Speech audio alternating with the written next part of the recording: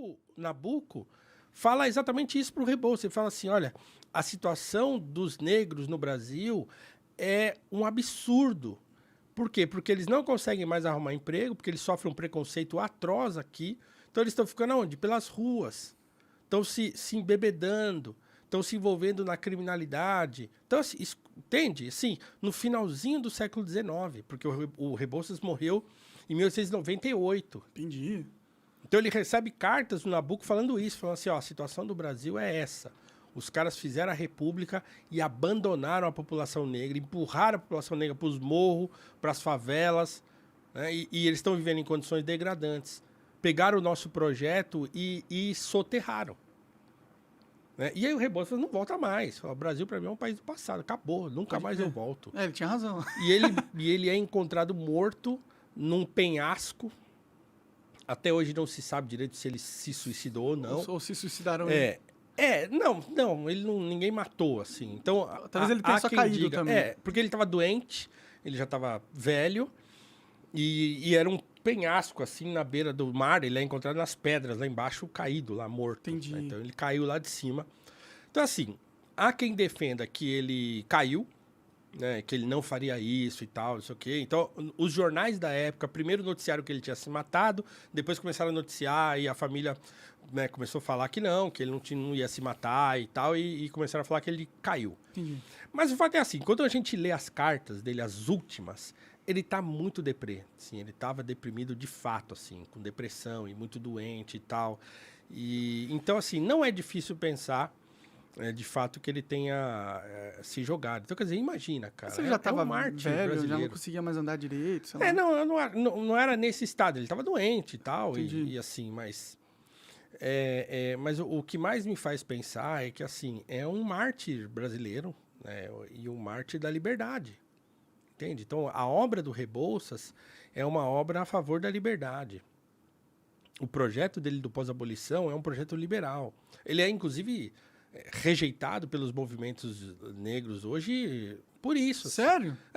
Ninguém fala nele. Você até encontra coisa acadêmica ou livros escritos, mas assim, dentro do movimento, dos movimentos negros e tal, ele é escanteado, assim, por quê? Porque ele não cabe dentro de um certo padrão de narrativa que hoje o movimento sustenta. Então, ele não serve, né? Então, para você encarar o Rebouças, você tem que encarar o liberalismo dele, que era o liberalismo letrado. Então, por exemplo, o projeto do pós-abolição dele tem citação do Adam Smith, tem citação do Frederic Bastiat, tem citação dos autores liberais da época, que ele leu, que ele conhecia. Né? Então, ele acreditava no liberalismo enquanto solução, né? No capitalismo como solução para o problema da desigualdade no Brasil. Né? Então, ele acreditava nisso piamente, assim, e defendeu isso nos seus artigos, no seu livro e tal.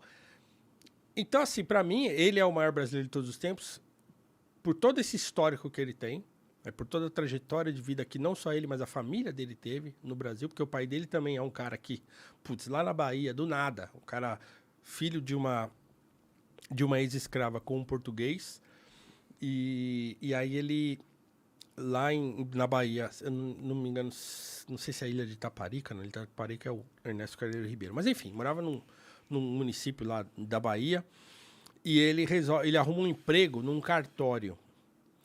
E aí ele começa a trabalhar no cartório e começa a estudar lei, jurisprudência e tal, não sei o que lá, e aí ele fica craque nesse troço e pede uma licença para advogar, né, para virar o chamado rabo lá, né, que era um nome, segundo dizem, pejorativo até. É um advogado licenciado, né? Por que pejorativo? Eu não lembro por que rabo era pejorativo, mas o sujeito... Não tinha nada a ver com preconceito racial. Não. É só então, qualquer um que... é um preconceito social. Exatamente. Né? Qualquer um que era advogado sem diploma era chamado de rabo. Entendi.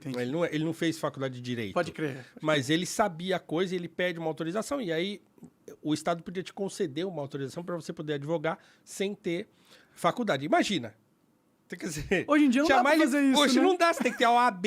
Se não tiver a OAB, você não pode. Verdade. Então hoje piorou muito hoje, né? É verdade, a gente está Imagina. num país Então, menos livre, né, do que exatamente. 100 anos atrás. Com escravidão, certo? Então, Pois quer dizer, é. claro, a gente tinha a mácula da escravidão ocorrendo. Mas um homem negro, lá no comecinho do século XIX, né? Ele estuda e consegue, do mesmo jeito que o Luiz Gama conseguiu depois, né?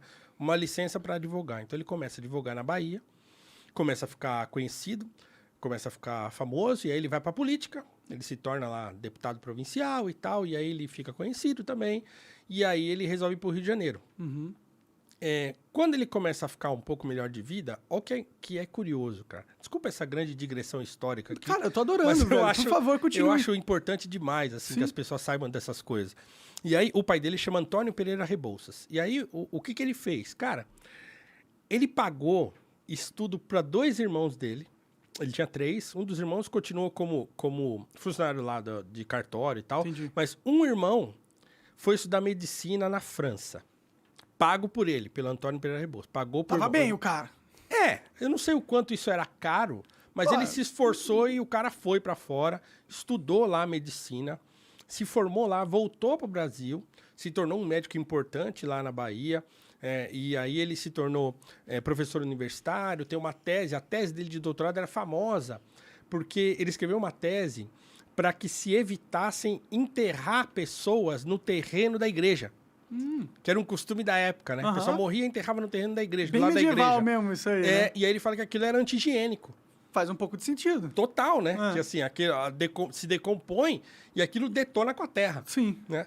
Então, a tese dele é muito famosa por isso, por ele defender a extinção desse tipo de enterro no terreno da igreja. Bom, o outro irmão vai para a Europa também para estudar música. E ele vai para lá, bancado pelo irmão também. Estuda contraponto, estuda regência, não sei o quê, volta para o Brasil e se torna maestro aqui no Brasil, um maestro famoso no Brasil. Não lembro se é Manuel Maurício Rebouças, um negócio assim. E o outro é José Rebouças, uma parada assim. Então os dois voltam e se tornam pessoas importantes no Brasil, um como maestro e outro como médico. E aí o Antônio vai para o Rio de Janeiro. Vai para o Rio de Janeiro e é lá que nasce o André e o Antônio, que é os 2 irmãos.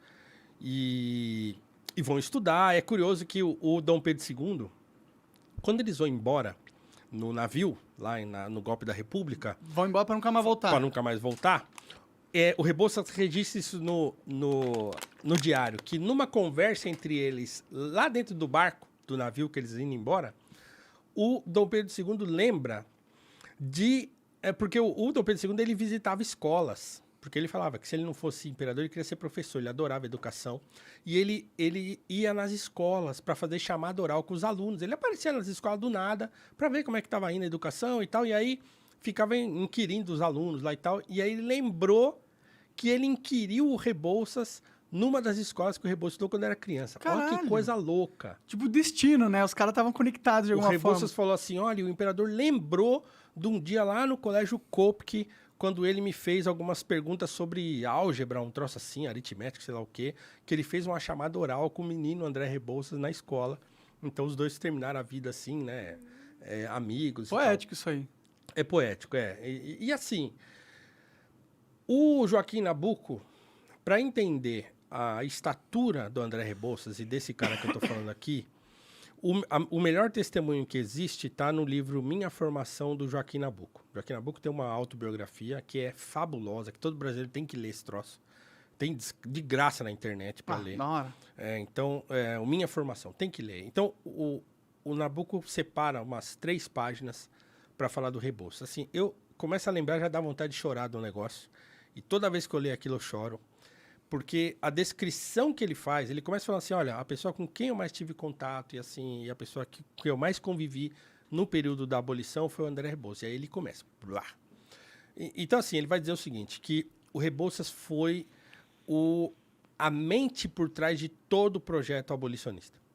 E que nada do que aconteceu teria acontecido se não fosse ele. Ele falou assim, ó, ele não tinha a verve que o patrocínio tinha para o público. O que é verve? Aquela coisa de falar, aquele ímpeto. Entendi. De falar em público e não de era discursar. Não era. Ele era um cara introvertido, mas ele fala assim que todo mundo, ele fala desse jeito, fala, todos nós olhávamos para ele.